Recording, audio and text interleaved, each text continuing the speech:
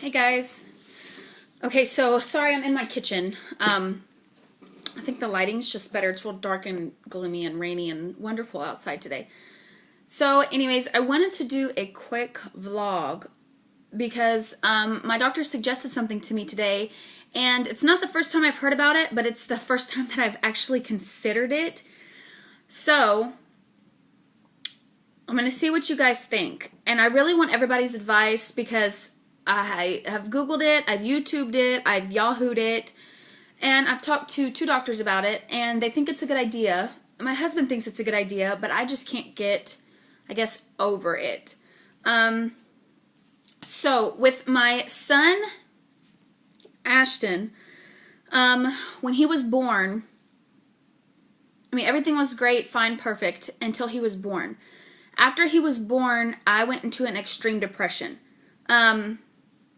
Now, it wasn't a depression where I didn't want to hold my baby and it was nothing like that. It was actually the opposite.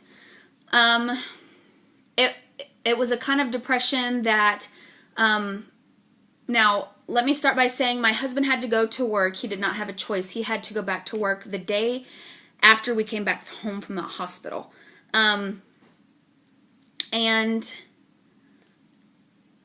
after he went back to work, the first night was fine, but it steadily started getting worse after that because he works 10 hours a day for 6 days a week. He works from, he leaves the house at 8:30 in the morning and doesn't get home till 7:30 at night. So 11 hours a day, 6 days a week. And I went into an extreme depression. My son was born in the beginning of November, so during Thanksgiving and Christmas and all them, family holidays that you're supposed to, be with your family and, do all these wonderful things together. And I didn't want to do it. I literally sat in our apartment. We had lived in an apartment at the time. And it wasn't like a crying, emotional depression. I just wanted it to be me and my baby. I didn't want nobody to hold him, feed him, touch him. I was like the crazy mom. I didn't want, everybody had to wash their hands, Germ-X their hands the second they walked through the door. If they smoked cigarettes, they weren't allowed to smoke at my house. I was just psychotic, to say the least.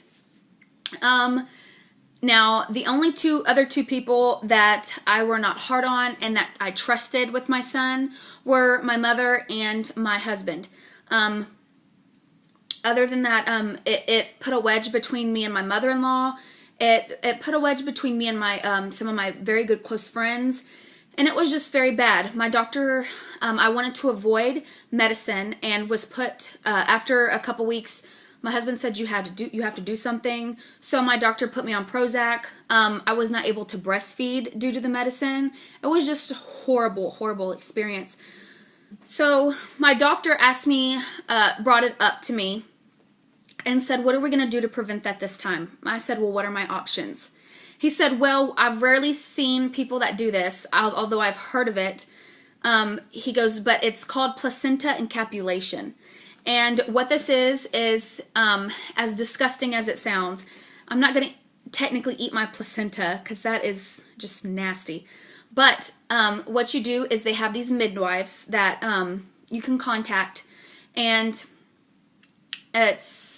they would do it at your house, so there has to be somebody at my house just for sanitary reasons, because we have our own germs, whatever. So they would come over to my house, and somebody would take my placenta after the baby's born and meet this lady at my house, and she would steam the placenta, and for however long, I'm not quite sure, and then she dehydrates it. She steams it in some sort of herbs or something, and she then dehydrates it for 8 hours, and put it in the dehydrator. She'll leave. Then she'll come back the next day, and she will grind it into powder. Almost, it's not powder. It's like whatever, like herb, tiny pieces, whatever. And she encapsulates it. She puts it in pill form, in these little capsules. And then you would take these capsules 3 times a day until you run out. You can have anywhere from 85 pills to 185 pills, sometimes over 200 pills. So it just depends on how big your placenta is. And it sounds disgusting, and I hate even saying it.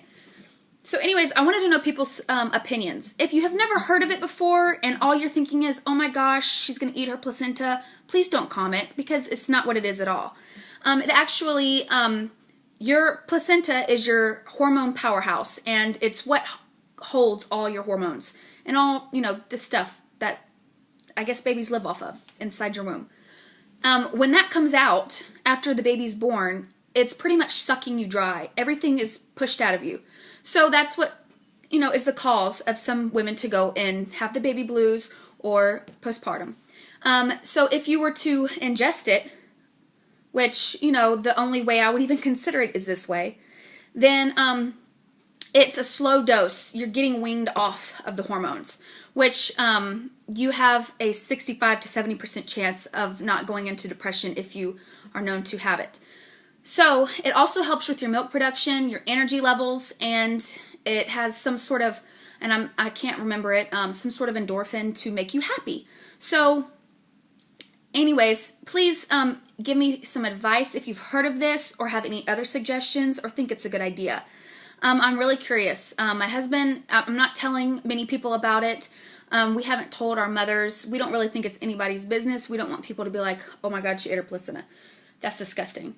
And it is, but this is a very non-nasty way to do it.